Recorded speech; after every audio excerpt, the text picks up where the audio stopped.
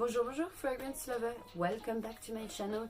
In today's video we do a short comparison of Fahrenheit EDT and Fahrenheit Le Parfum. I was supposed to do a 10-minute review video but it's impossible. I even didn't say the half of what I wanted to say and we passed the 15 minutes. So.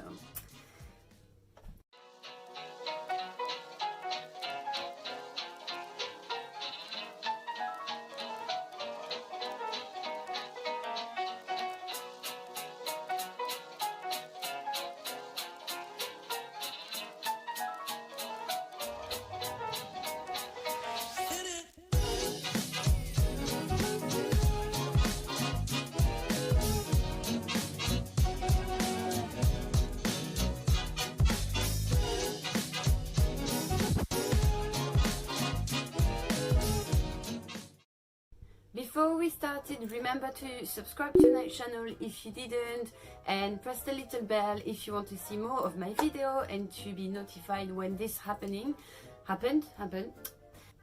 And remember to follow me on Instagram as well. I do post a lot over there, so yeah, join me there. To start the introduction, so I'm gonna introduce in general the flanker for you. And today we're talking about Fahrenheit. So Fahrenheit was created by Dior in 1988, so quite a while ago. So we can say this is like a timeless classic from Dior. Everybody knows Fahrenheit and it's like a legendary signature. It's a timeless classic, it's sophisticated and it was created at the moment Jean-Louis Sieuzac and Michel Almenac. So two noises for one fragrance. So just a little bit aparté, like few days ago and again today I went to few different Dior in department store and boutique to see, to smell a bit like the difference and to wear them during the day to make sure my review was accurate. And it was first of all very difficult to get Fahrenheit as they were always in a drawer, which I thought was a shame because it's such a great fragrance with a really strong DNA.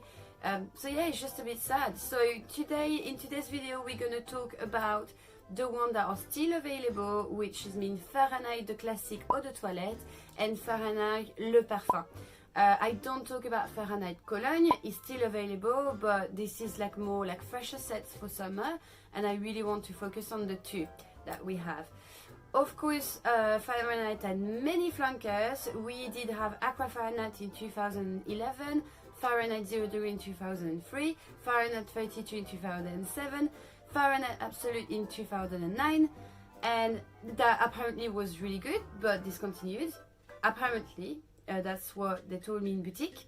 Fahrenheit Cologne in 2015, and then we had Le Parfum in 2014, and then we had few editions for summer, one in 2002, one in 2006 and one in 2007. So many flankers, but I mean with a strong DNA like this you can be really creative after. So anyway, we don't talk about that and we're gonna give like the EDT and Le Parfum a little review. But I want to start with the beginning, which is the EDT. So 1988, and those two perfumers create a woody, floral, musky fragrance. So this is the olfactory family of the fragrance.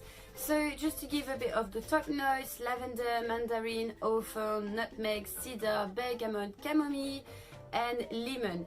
And then in the heart, nutmeg, honeysuckle, carnation, sandalwood, violet leaf, jasmine, lily of the valley, cedar, and the trail, leather, tonka bean, amber, patchouli, musk and vetiver.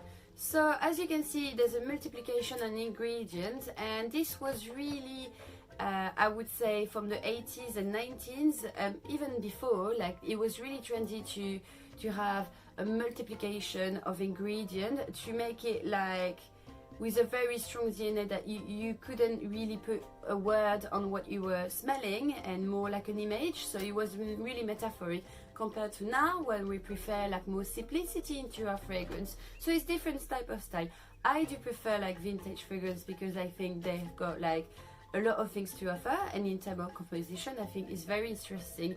As you can see, like you have all the aromatics set at the beginning, and then in the heart you get a lot of flower, a little bit of spice as well, and in the tray all of the leather and the oriental accord. So it's like a bit going crazy in the composition. So for the longevity of the fragrance, Fahrenheit is very well known to be extremely long lasting. I've tried in again like today on my hand, and it doesn't move at all. Like, of course you feel more the trail with the time, but it doesn't move at all. It's really like a skin scent, like you really feel the leather touch of note. And I've seen a lot of reviews of people telling, oh, it have that gasoline type of a scent, like nully, like petrol, which I do get. Like I do get it, that for sure. I wouldn't call it like petrol. For me, like it's more like the skin type of leather scent that is creating now, and mixing with the violet, it just creates something like a bit more powdery. So this gives that nully like smokiness. It smells a bit also like burnt, like you've just burned some woods, and that is what is created with the leather, the patchouli and the vetiver together. So you really have that earthy heaviness. So it's not your typical office fragrance, but I think it's a bit spicy for the occasion. But I mean, you can use it for the day. Like what I like about Fahrenheit EDT is you get something very sharp at the beginning, quite spicy, and then it is settled down into something like more warmer, and I don't know, like a leather jacket really. So you can have that for daytime. Well, you need to have the, I don't know, the personality to go with it, of course, but you can do that during the evening, you can do that during the summer. It's really a fragrance that goes a bit everywhere, and that's because of the multiplication of ingredients. Like it makes it changing with temperature, your skin and everything, which is really interesting. So it's very intoxicating, it's very deep for the EDT. It smells typically vintage, which is very unusual from nowadays. It's got like a really like strong bitterness to it, and it's been remastered a few times, I think, but you still like get that kind of gasoline kind of effect in all the interpretation that was done. So if I think it's for someone that needs to be very strong, confident, you need to have the personality that goes with it. But even though like sometimes I feel like just one or two spray and you just have like a fresh kind of warm scent. So you know, it's adaptable to the people. So Fahrenheit EDT can be worn in many situations, like multiplication of ingredients, a bit boozy, a bit not really boozy actually, more like metallic, petrol, kind of industrial kind of scent. And then we have Fahrenheit Le Parfum, launched in 2014 and created by François Demachy. And François Demachy created nearly all the fragrance from Dior, so you know, he knows what he's doing. And he wanted to create something even more intense. That was the purpose of it. And this is not what we get. So, well, what I get actually. So it's an harmonious contrast for sure, but it's more oriental. It's supposed to be a bit more leathery, but I don't think it's more leathery, like for me. And he wanted to enrich the composition and make it more sensual. So the top notes are completely different. Licorice, Sicilian mandarin, you've got some sweet to soften the composition, and then in the heart you've got violet leaf, so we keep the violet. Rum, so it's a bit boozy, coriander, and also some lemon. And in the trail you've got a lot of vanilla. So overall you get completely different I would say composition. So it's nothing comparable to Fahrenheit, and when I smell it, I don't smell that DNA of Fahrenheit, and I have the impression to smell like more something that will be cousin or look like a fragrance close to Dior, for example, the Intense of the Parfum. It's closer to those kind of scents. It's much more sensual for sure, much more oriental. Following my personal taste, I love oriental, but this is not what I expected for a fragrance called Fahrenheit. Because of the strong background it had behind, I was expecting something much more, you know, intoxicating, like completely, I don't know, outrageous, like, that's what I expected. They've got nearly nothing in common, so I feel that the comparison is almost not supposed to be here really. It's long lasting as well, but definitely 100% not as long lasting as the Fahrenheit EDT. That's for sure. Compared to something very leathery with a lot of tonka bean, amber, patchouli, vetiver, all this green, woody, much more intense tray, like of course the dry down and the longevity is going to be affected for sure, because vanilla is definitely not enough to have a good longevity. You need to have the woods, you need to have that strong base that's going to hold your fragrance for sure. Definitely less sharp, so I would say it's totally different personality. If you're someone that like kind of like more to have something a bit more cocooning, cozy, comfortable, sensual, a bit gourmand, and doesn't want to have something a bit aggressive or, you know, striking or with strong personality, and you want something a bit more sensitive, I would say, then this is probably what you should go for, is different personality. For the season of winter, definitely Le Parfum is really something very appropriate, as it's a bit more cozy and warmer, like I said. It's been also, I have to say, reformulated in 2017, but apparently due to restriction of ingredients. But apparently the fragrance wasn't affected that much. So overall, my conclusion about that is, on my personal opinion, the two are not comparable, meaning that they're two different to each other. It's for two different personalities. It's completely different. Like if you would compare to give an image to the fragrance, Fahrenheit EDT is probably like very rock and roll, like the taste of freedom, I don't know, really big landscape, or a guy with a biker jacket, or, you know, like this kind of personality, a bit dark, things like that. But Fahrenheit Le Parfum is more elegant, sophisticated, refined. It's got that modernity touch to it as well. So I would say I can see like a suit, like a man wearing a suit with it, or someone with a bit of more delicacy, I would say.